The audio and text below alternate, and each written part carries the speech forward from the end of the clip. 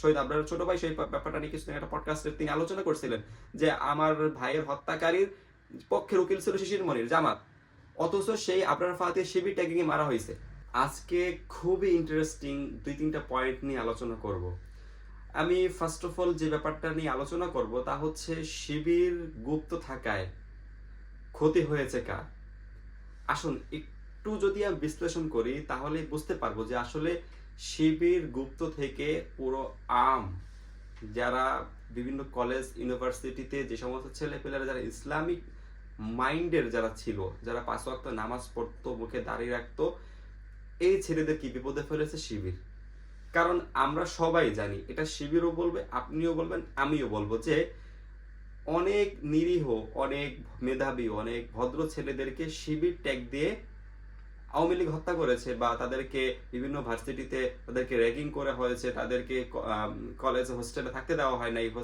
তো এই ব্যাপারগুলো কেন ঘটছে? কারণ শিবির তখন গুপ্ত ছিল। যদি শিবির প্রকাশ্যে রাজনীতি করত তাহলে ভাই আমি তো আরেকটা ছেলেকে, আননোন পার্সনকে শিবির ট্যাগ দিতে পারতাম না, কারণ আমি জানি যে সে শিবির না।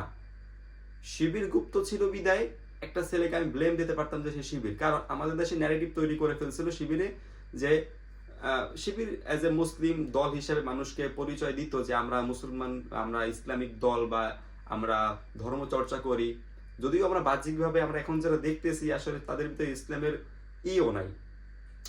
তো তারা যে গুপ্ত ছিল, তারা গুপ্ত থেকে নিজেরা তাদেরকে নিজেদেরকে ঠিকই বাঁচাইছে, কিন্তু অনেক নিরীহ ছেলেদেরকে যারা রাজনীতির সাথে ছিটোফোটাও তাদের সম্পর্ক ছিল না, তাদের পড়াশোনা, তাদের মূল ফোকাস ছিল পড়াশোনা, ওই সমস্ত ছেলে ছেলেদেরকে বিপদে ফেলাইছিল শিবির। শিবির গুপ্ত থেকে ভাই, আমি যে দল, যেই দলটার বয়স প্রায় 100 বছরের কাছাকাছি, সেই দলটা পাকিস্তান, ইন্ডিয়া, বাংলাদেশ দেশে রাজনীতি করতেছে, তারা ক্ষমতাসীন সবগুলো দলের সাথে তারা রাজনীতি করেছে, তারা আওয়ামী লীগের সাথে ছিল, তারা বিএনপির সাথে দীর্ঘদিন সংসার করছে।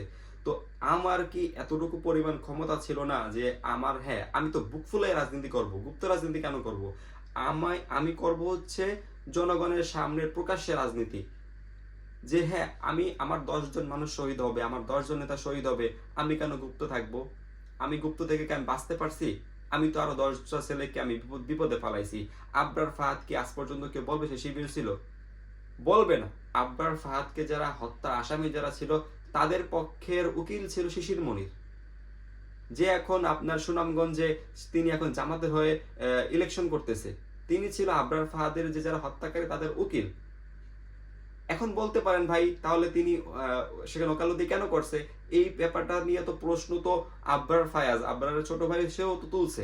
শহীদ আবরারের ছোট ভাই সেই ব্যাপারটা নিয়ে কিছুদিন একটা পডকাস্টে তিনি আলোচনা করছিলেন যে আমার ভাইয়ের হত্যাকারীর পক্ষের উকিল ছিল শিশির মনির জামাত, অথচ সেই আবরার ফাহাদের শিবির ট্যাগিং এ মারা হয়েছে। এরকম বাংলাদেশের হাজার হাজার ছেলেপেলেকে, মেধাবী ছেলেপেলেকে শিবির ট্যাগিং এ মারা হয়েছে। কারণ কি? শিবির তখন গুপ্ত ছিল, কাজেই গুপ্ত থেকে তারা নিজেদের গা বাঁচাইছে ঠিক, কিন্তু বিভিন্ন হাজার হাজার মেধাবী ছেলেপেলেদেরকে বিপদের মুখে ফালাইছে। এখন আপনি বলেন যে শিশির মনির যাদের পক্ষে যারা ওকালতি করছে, হ্যাঁ তারা কি তাদের একজনের কি ফাঁসি হয়েছে? হয় নাই। এখন বলে তাহলে তাদের পক্ষে ওকালতি করছে কেন? এমন হইতে পারে যারা আবরার ফাহাদকে মারছে সেখানে তারা শিবিরের দায়িত্বরত ছিল, তারা শিবিরের হয়তো বা গুপ্ত শিবির হিসেবে ছিল। কারণ আমরা দেখতে সাদিক কায়েম বর্তমানে ডাকসুর বিপি, তিনিও তো জয় বাংলা স্লোগানে তিনি ঢাকা বিশ্ববিদ্যালয় কাঁপাইছে একটা সময়। এই যে আপনার কি বলে ফরহাদ, সেও কিন্তু জয় বাংলা স্লোগানে তিনি একসময় ঢাকা বিশ্ববিদ্যালয়ের হলগুলোকে তোলপাড় করছিল। এরপরে বর্তমানে যে আপনার জগন্নাথ ইউনিভার্সিটির যে বর্তমানে যে বিপি হয়েছে শিবিরের প্যানেল থেকে, সেও কিন্তু জয় বাংলা স্লোগান কিন্তু ওইখানে বসে তুলছিল। তাহলে আমরা দেখতে পাচ্ছি যারা শিবির করতো বা এখন বর্তমানে যারা শিবির প্রকাশ্যে আসছে, তারা কিন্তু একসময় আওয়ামী লীগের ভিতরেই ছাত্রলীগ হয়েই সেজেছিল, কিন্তু হাজার হাজার ছেলে পেলে যারা শিবিরের সাথে ন্যূনতম সম্পর্ক নাই তাদের কিন্তু বিপদে পড়তে হয়েছে শিবির গুপ্ত থাকার কারণে। কাজেই শিবির গুপ্ত থেকে নিজের পিঠ বাঁচাইছে ঠিক, কিন্তু অন্যদেরকে কিন্তু ঠিকই বিপদে ফালাইছে।